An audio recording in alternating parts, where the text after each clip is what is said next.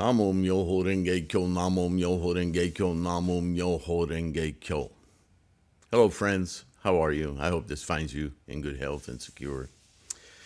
You know by now if you've watched any amount, and by the way, if you're new here, welcome. Thank you for being here. This is a huge resource, not just in videos, but website and ebooks and a bookstore and a proper mandala store and free podcasts, lots of free information on the website. So please check out the links in the description and get to know this resource. It's all about building your confidence and security and removing doubts about your practice. Okay? I ask all the time to have you give me your comments or email me if you have questions about the way I've described something, if it's not been in depth enough. You know, language is funny. And sometimes we think we know exactly with certitude what we've said, and the way it's heard depends on the ears that are hearing it, the sentient mind that's hearing it, and their life experience. And those same exact words may have really sometimes very divergent meanings. And they'll be just as sure that they've heard what you've said, but they've only heard clues about what you've said, and they arrange those thoughts in their own experience. And there's this, right? This transmigration, if you will, of ideas and thoughts and impressions with personal experience. So I talk about that a lot on this channel because we deal with that when we study Buddhism.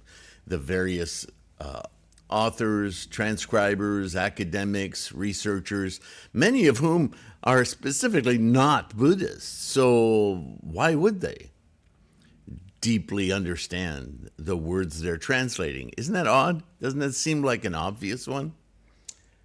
Anyway, we deal with it every day in our own relationships. Even I think sometimes when we listen to ourselves in our little private conversations in our minds, right? Anyway, I say all this because I like to answer your questions.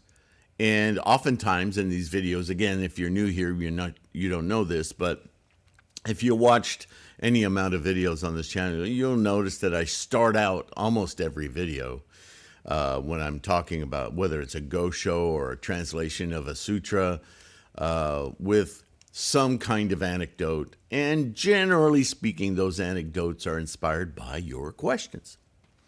So they get answered in the course of time throughout several videos. But sometimes I get several questions on different topics that aren't necessarily related to the current series of videos I'm making.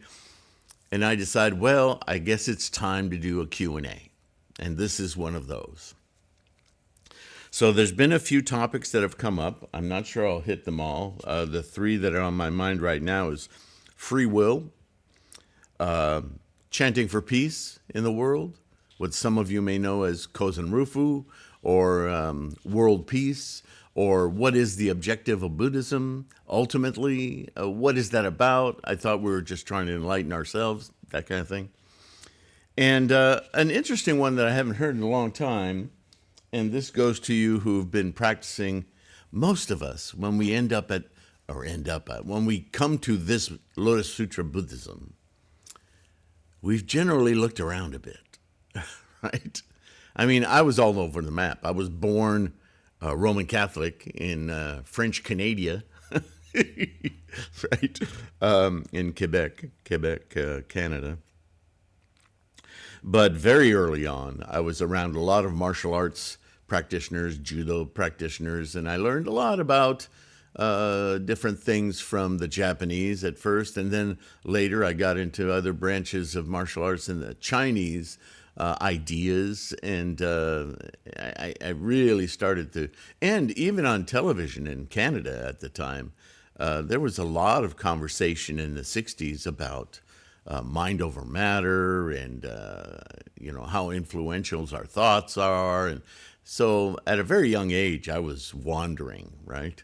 And I studied Kabbalah. I studied, or Kabbalah. I've heard it said many different ways, but Kabbalah, yeah. Anyway, I don't want to list every single thing I've looked at, but I went hither and yon, okay, into many things. And Buddhism, although I'd heard of it and even in a way studied it because of the Asians I was around and their insights into the world at large, I didn't really formalize that study until into my, well, how old was I? Anyway, it was into the late 70s and into the 80s. And then in the 80s, I got really into it, started reading a lot, and then I took my vows. And yeah, I've been studying this a long time. So all of that is to say, not, wonderful Sylvain, you know so much. Believe me, that's not it. Just that I have a breadth of experience, and I think that most of you, if not all, have had similar paths. Whether you've dug into it, I'm a learned scholar, isn't the point. The point is there's always a searching for, there's got to be something that anchors me to what's going on here. Because oftentimes, as Gurdjieff said in The Fourth Way, we simply plummet through life. We're just sleepwalking through it. We think we're awake, but we're just waiting for things to happen so that we can react to those things. And to the degree we think we're successful or not with how we reacted, well, that's a good life. And as Buddhists, if you've practiced for any amount of time, that's kind of pathetic, isn't it? But isn't that where most people are? Not because we're stupid, but because that's where samsaric kind of leaves you. The samsaric mind is born of, all right, using Buddhist rhetoric now, is born of this physical codependence, right? Dependent origination. It's built into the stuff that's responsible for building DNA. So it's not just in our DNA. It's well deeper than DNA. It's what makes the DNA, the codependent relationship, right? Dependent origination. Look at the Nidana. Look at the 9 consciousnesses. Look at the way, if you have a copy of Buddhism Reference, Volume 1, it doesn't say Volume 1, but it is Volume 1. I'm working on Volume 2, which is the only reason it now is Volume 1.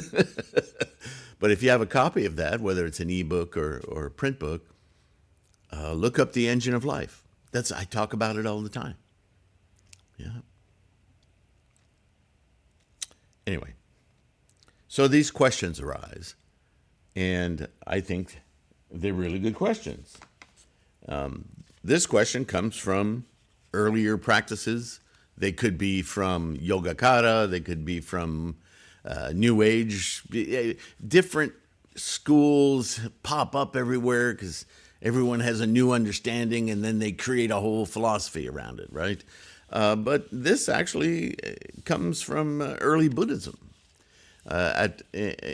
In the early days of getting people to understand how their body and mind work and how they work together, how they influence one another, Shakyamuni had a major task ahead of him. He was talking and teaching people who had been for centuries, culturally, brought up into very magical, mystical ideas of how life works, right? He changed the whole definition of karma, turned it on its head. He did a lot of things like that really angered a lot of people because he took away their control and mostly befuddled many people. But enough people thought there's something to what he's saying that he started this whole movement of Buddhism, yeah? Anyway, in those early teachings, he was simply teaching how to at that time, and some people still today, meditate, watching the breath go in and out. Even there are forms of Qigong in China that are based on moving the tongue and creating a circuit of the breath going in and following meridians and pathways through the body into the dantian, the repository of qi, and back out to cleanse the area of the brain, the pituitary area, and that area of the brain, to cleanse the mind, and exit through the forehead, and yeah, all the cliches, and expiate whatever is not life-affirming, while re-energizing and collecting energy in the body, the bioelectric force, the qi, yeah, there's a lot. Yeah, read some books on that. There are many rabbit holes. But there's a certain amount of clarity, as this one email was telling me, experienced from that practice of watching the breath, calming the mind. You can never stop the mind working. Some people, they misunderstand. The calming of the mind isn't the turning off of the mind. But the comparison was made, the question was posed, how does that practice, which you can achieve many seeming benefits from that practice, how does that compare to chanting, the Daimoku, Namo Myoho Renge Kyo, right? Well, you can look this up in the book, Buddhism Reference. You can look this up on the website, threefoldlotus.com. There's one of 100 buttons there, more than 100 probably, on how does chanting work. I have a little document you can read there. But first of all, I want to reiterate that this is an early teaching of Buddhism. And if you understand how Buddhism was taught in levels, building on previous teachings, leading to the ultimate teaching of the Lotus Sutra, the breathing part of meditation and the mind is incorporated into chanting. When we endeavor to chant rhythmically at a consistent pace, Namo Myoho Renge Kyo, Namo Myoho Renge Kyo, Namo Myoho Renge Kyo, Namo Renge Kyo, Namo Myoho Renge, right? We're very conscious, with part of our consciousness, on regulating our breathing. It comes into better regulatory fashion, very controlled, without much effort as we go on. And so understand that chanting does many, many, many more things than simply control the breath. I'm not saying controlling the breath is simple. What I'm saying is, if you achieve benefit from that practice of breathing, please understand that as you sit, comfortable but attentive position, right? The body, the focus of the mandala, much better than just wandering around with closed eyes, thinking about the self, the samsaric self, and the breath. See, that's still anchored in samsara. That's the limitation of that meditation. We think we're going everywhere because we're working with the mind, but that's the samsaric mind. When we chant, we exit that mind with the help of our tool, that mandala, and we focus on the myoho, the potential and the instantiation of every thought moment. And so as we do that, we exit the samsaric mind and transpose ourselves, transmigrate, if you will, transcend into the Buddha mind through that gateway, the Gohonzon mind, that gateway, that door. When we do that, we now invoke a nature, a powerful transcendental means of observing, not shutting down, but observing the entire world, the engine of the universe, as it's happening, moment to moment to moment to moment, the cycle, right? This is something breathing meditation can never accomplish because it's in samsara. Now, the fascinating tool about chanting is its relationship with the focal point and the slingshot, if you will, or the boomerang of going back into the mind to explore its greater potential. Well, the physical act of chanting, the regularity, the consciousness of the repetition of the characters so we don't right? Got to be clear, got to say it well, got to keep the rhythm. We occupy that samsaric mind. We give it something to do. And we take samsara and we put it to task because that's what samsara does so well, right? Samsara mind is constantly data pointing, identifying. So now we're saying, well, if you're going to data point at this daimoku. Identify with this daimoku. Oh, identify the daimoku. What are we doing? We're invoking a different state of mind. What a powerful task to put our samsaric mind to. That is what helps us penetrate this potential instantiation business so that we can open our Gohonzon mind and experience Buddha. And so the breathing, it just happens. The wandering mind gets put to task. And so now the only thing left is instantiate Buddha. Instantiate. What does Nichiren say? Single-mindedly meet Buddha.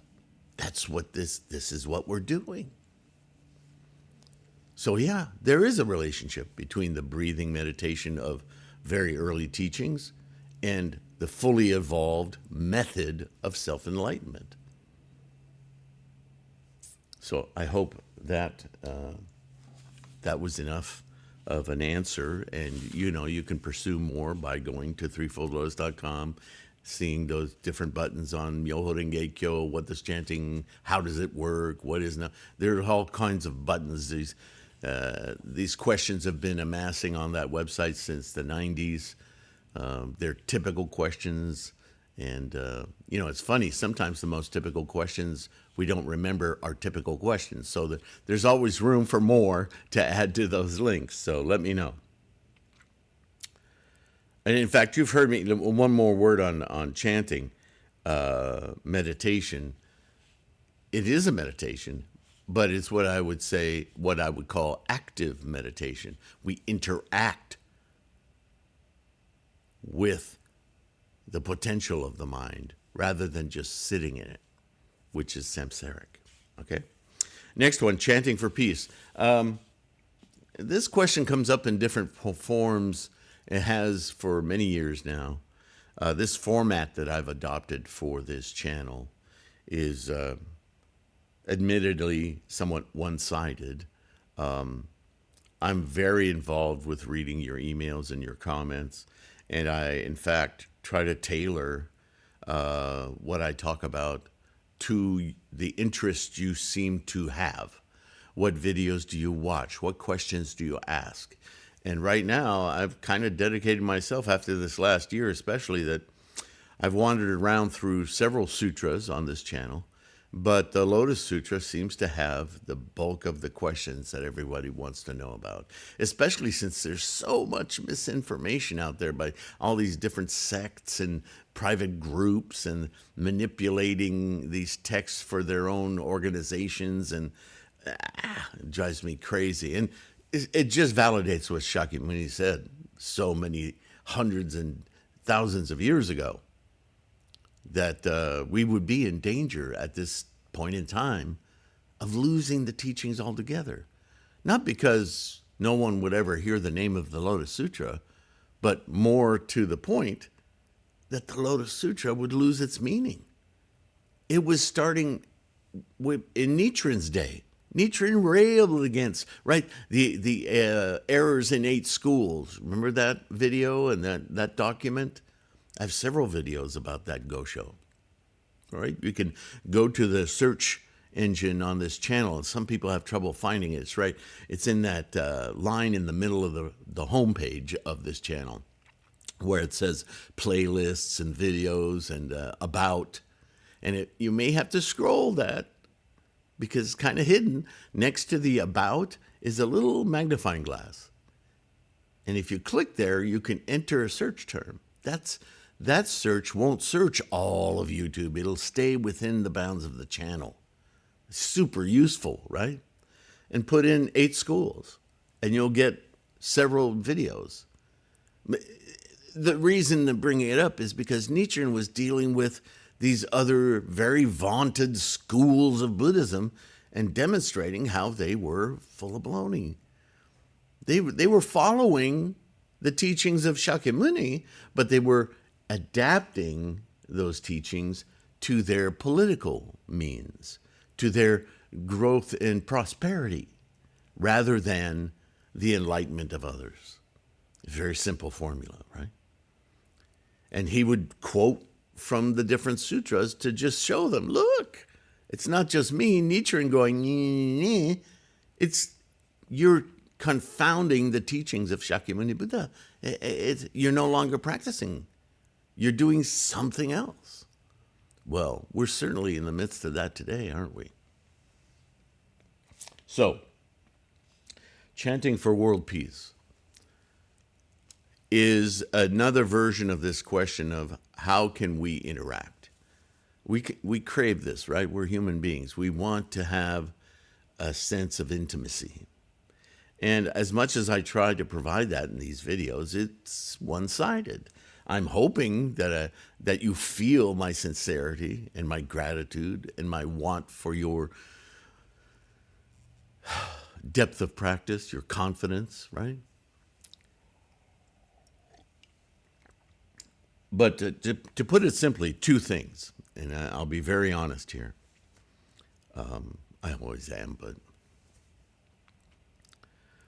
first of all, there's a technical and financial component to the internet connection. I won't go into everything, but to bring the internet to this building, to have a subscription or a fast enough connection to make it worthwhile to have a person-to-person live situation, which we can do through YouTube. It doesn't have to be Zoom or anything, which all costs something. Just the costs keep adding up. But we could do it here. I've tried. It's just for short content, you can probably get away with not as much sophistication. But when it comes to these half-hour to 1 hour long discourses, especially if we did Gongyo together, oh my goodness, it'd be half a day, right?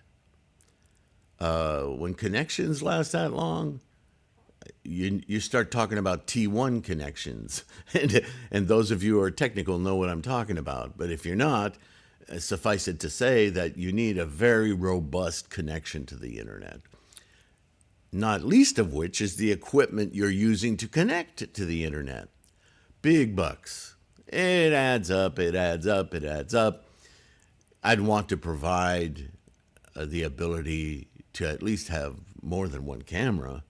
Otherwise, it would be tough to be involved for that long. To interlocute, to answer, not just seeing in an email feed or a message feed and respond, but to actually have a live connection, it's a huge technical and financial I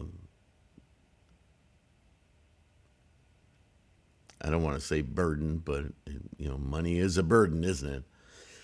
Anyway, so there's that. That's a very big factor, and it's kept me at bay. Secondly, this works pretty well. But off of that, as a person, I myself, the way my partially autistic mind works, is, and if you've watched for any length of time, you know how I kind of ricochet rabbit in my head. It seems like I might be going off this way or that way, but I always circle back around and tie things up. That's almost impossible for me to hold in a conversation, let alone with many people.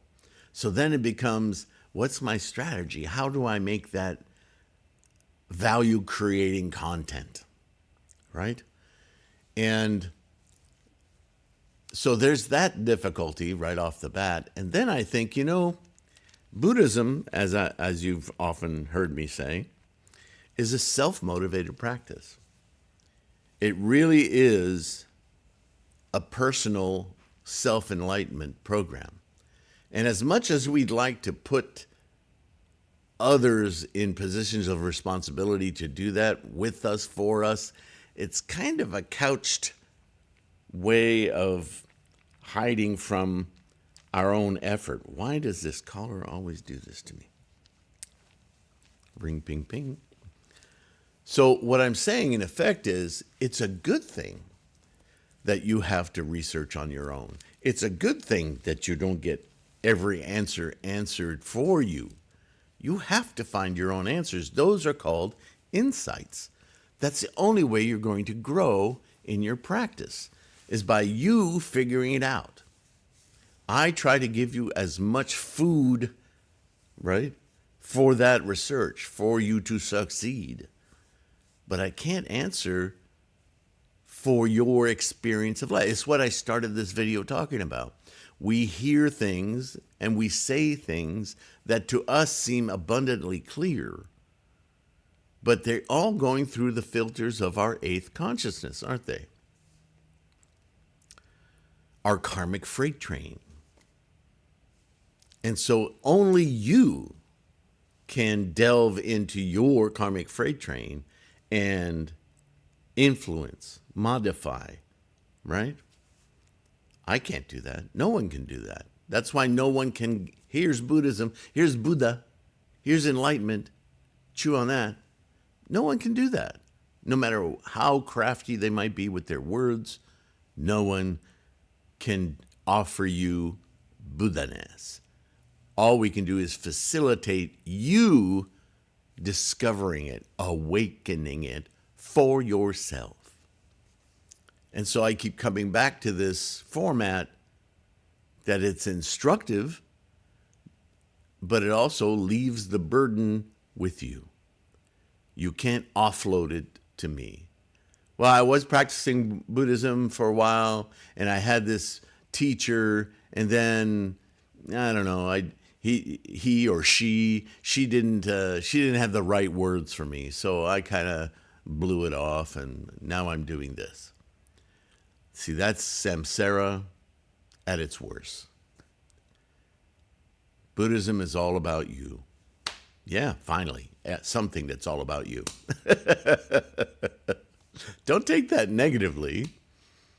It's wonderful. That's the amazing enlightenment of Shakyamuni. No one's controlling you. No mystical force. No good teacher, bad teacher. No good karma, bad karma. It's yours. It's what you got. Work with it. See all the potential you can extract from it. Make the best possible iteration of yourself, moment to moment to moment to moment to moment, and continue on that path. That's Buddhism, right? So, to get back to the question, I've talked about this, and it's in the book. It's in the book. I'm going to start saying that all the time now. Our practice of self-enlightenment is the practice of world peace. Please be confident in that, because as you cleanse, if you will, your eighth consciousness, and you wrap yourself, all your eight consciousnesses, in the ninth consciousness of Buddha-ness, you not only, and here's the amazing thing about it, are you enlightening yourself, But your environment, which you're not separate from, your environment, your siblings, your children, your parents, your workmates, people you travel on the train or bus with, or go amongst shopping centers with, without even knowing or realizing it, are being touched by your enlightenment. They are. They are all the time. Right? That's a double-edged sword. Not only are you influencing everything around you, but now, knowing that, you have to be a little bit more conscious of what it is you're doing with that in mind. Are you being a good example? Are you slipping? Ouch. That's rough. That self-surveillance thing, yeah? But the more you chant, the more naturally it just occurs. You don't have to work so hard at it. You think before you speak. Not an easy one for me, I can tell you.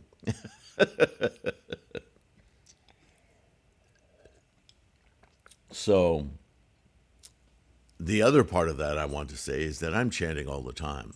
Not every single second of the day, but believe me, there's a lot of thought going on in my head about this is all I think about.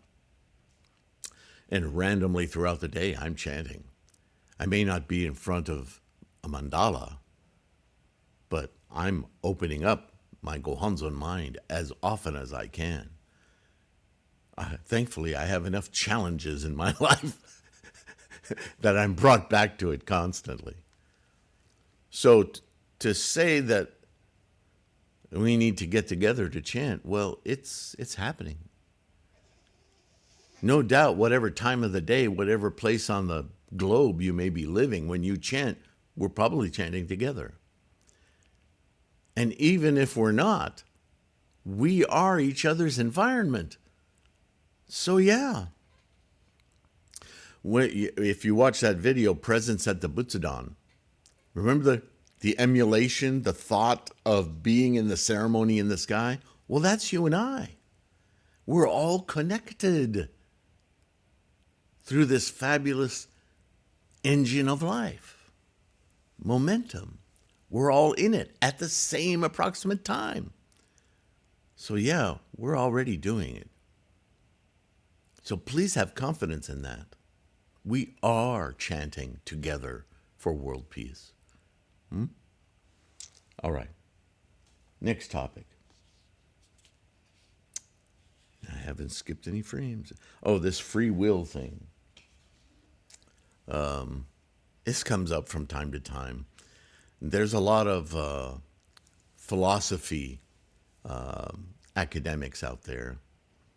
And this is something I'll say about science in general, because you've heard me say it, Buddhism is more akin to science than it is, it's certainly not a religion. This is so far from religion. Religion requires belief in unsubstantiated things. And Buddhism, though it may appear that way to the initiate, Buddhism is based on our experience. That's our proof. We are witnesses. And our opening of our Buddha mind is all about being a conscientious, aware witness. To what? To our experience. That's Dharma. Dharma is experience. It's sometimes said that Dharma is teaching, but it isn't.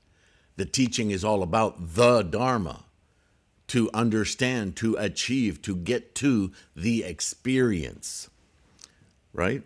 So when we instantiate the Dharma body of Buddha-ness, we achieve the experience of enlightenment. That's all that is. So, science and scientists, and it wasn't always like this, but certainly in the recent century, so many advances have been made in material science and chemistry and biology and the physicalness of everything in the universe, right? We're going out to an asteroid. It's going to take 9 years to get to it, just to see if it has metals we can use materials. It's amazing the lengths that science has gone through and still going through to investigate the physical universe. Right? Even to the definition of the word particle that we use. Even knowing that a particle is not, when you first hear the word particle, you think a thing. You think like a marble, right?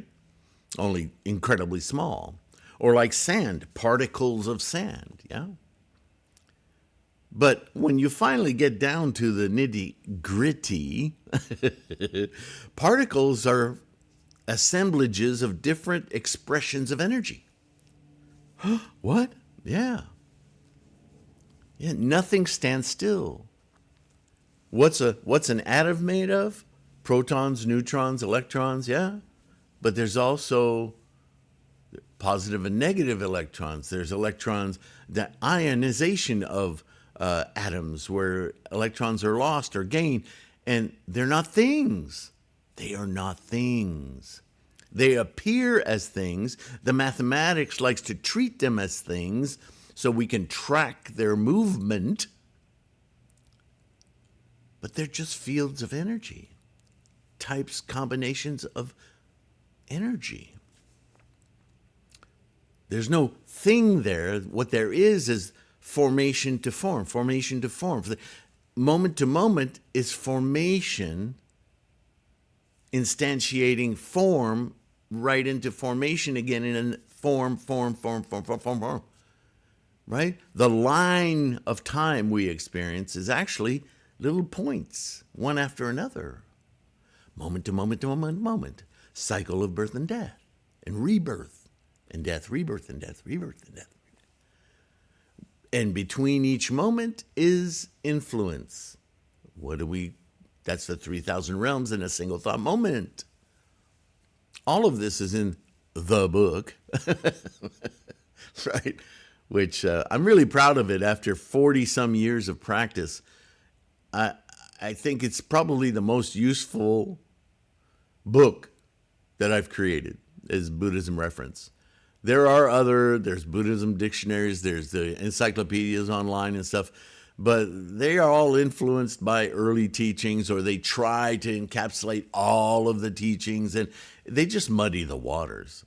They start to sound mystical and magical. It's like, no. That's not what Buddhism is about. So this book, this reference, is firmly rooted in Lotus Sutra Buddhism. Certainly with Nichiren's guidance, yes, he's our mentor. I'm doing my best to emulate him as he requests us to do. So free will. If your entire picture of the universe, scientifically, is material, then you will make statements like, well, your chemistry, your biology, the neurons in your brain, the tendencies that are built into you, you have no choice in that. You have an illusion of choice, but you're just selecting from a vast menu in your mind, in your brain. You don't have free will, right? That's the argument. But guess what, folks? We know, you and I, we're not made of marbles. We're not made of physical things. We have an experience of the physical thing. That's the very thing we're disconnecting from with our practice. Right? That appearance of physicality is the samsaric attachment, clinging. That's the illusion. Our self exists very, very ephemerally, in other words, as an experience in the mind, moment to moment to moment. Here I am, here I am, here I am, here I am. I'm no longer there. That's not me. Stop hanging on to it. Enlightenment is being in this moment as it leaves and into the next. That's where you and I are. We're never there. We're always moving. Everything in the universe is moving. Because we're energy. energy manifesting. Right? Look up moment in Buddhism Reference. That blew my mind. When I first found that Planck constant and all of the zeros, oh my. When I first heard about the 3,000 realms in a single thought moment, I thought, well, 3,000 isn't that much. Oh my. Right? When you say you eat 3 meals a day, you go, well, so what? I eat 4 meals a day, right? But if I said to you, you eat those 4 meals in the next 5 minutes, you go, are you nuts? Right? Right? If I told you to eat those 3 meals instead of a day, you have 3.5 seconds to eat 3 meals. I'll give you a little over a second per meal, and it has to be a full meal. Well, you just walk away. He's an idiot, right? So it's not the 3,000 realms in a single thought moment that's impressive. It's that a single thought moment, it's so fast, so brief. Talk about momentum. It's unfathomable. There we are again. The unfathomable nature of the truth, right? The wisdom, the insight of a Buddha can only be experienced with another Buddha. What does that mean? If you ain't chanting, if you are not invoking that part of your mind, then all of this blah, blah, blah means nothing to you. That's why the first thing we do when somebody shows interest, when somebody's curious, when somebody just wants to know what the hell is Buddhism, chant first. Chant with them first. Because that's the only way to knock on that Gohonzon mind door, to get it to crack open a little bit, so that your words aren't just pablum, meaningless drivel, but that they have a chance to connect with what's already known. We're already innately Buddha, aren't we? But it's asleep. It's covered with the comforter and blankets and sheets of samsara.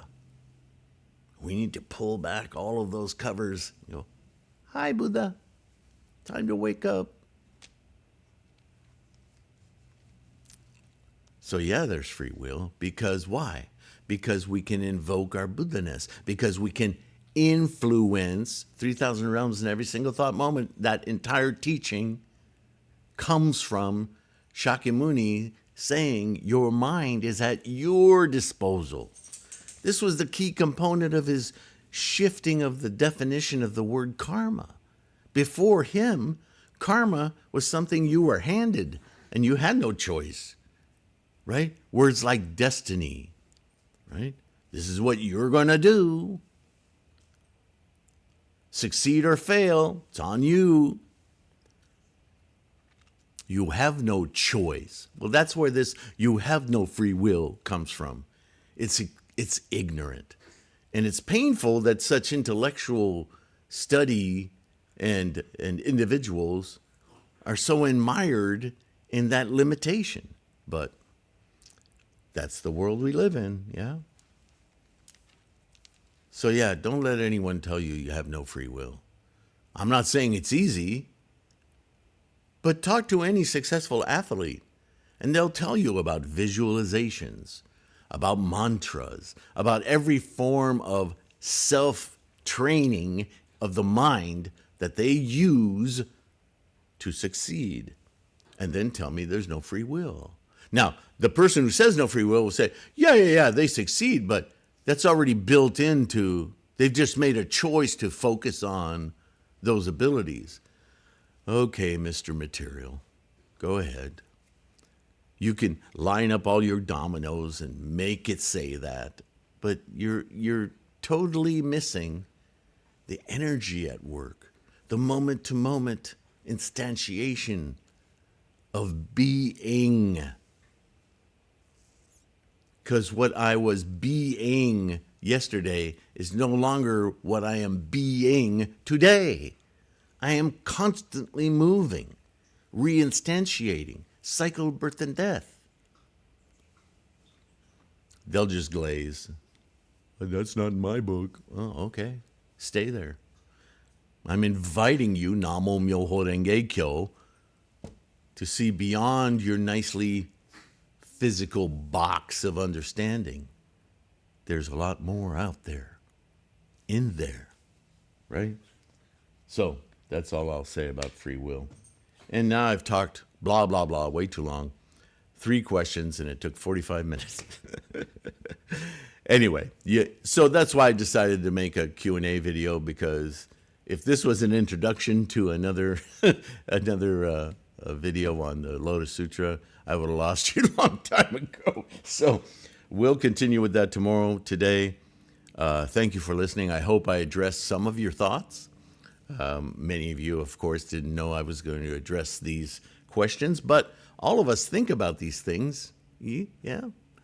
There are annoying little voices in the back of our head sometimes. So I think it's good to do these Q&As once in a while. And if you have thoughts for another, use the comments or email me, tlksylvain@gmail. Yeah.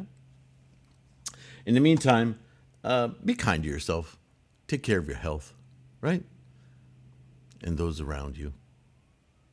You guys are incredibly important to me, and I value your practice.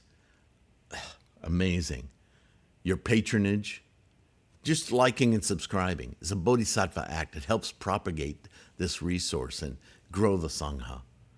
And those of you who can support financially, wow.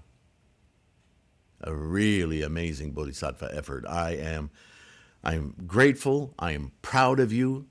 I want to celebrate you. So thank you. Thank you for being a part of this Sangha. Yeah? All right. I can say no more. So I will see you in the next one. All right? Bye for now.